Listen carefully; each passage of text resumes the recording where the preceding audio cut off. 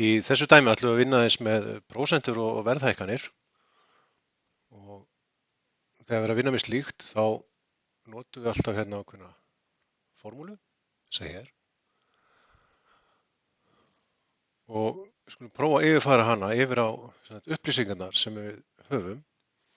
Við ætlum að finna breytingarnar í prósentum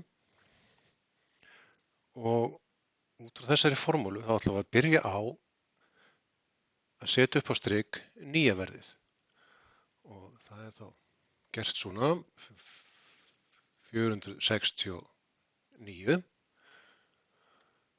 mínus gamla verðið sem er 440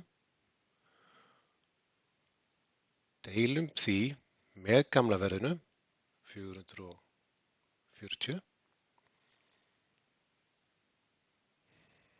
sinnum 100 til að fá prósentuþáttinn í þetta. Og ef við vinnum þetta svona, höldum áfram hér fyrir neðan, þá fáum við 29 deilt með 440 sinnum 100. Og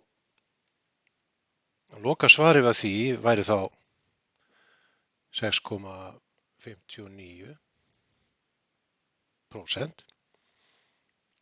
Það segir okkur sem sagt að hækkunin í prósentum á þessum kexpakka var 6,59%.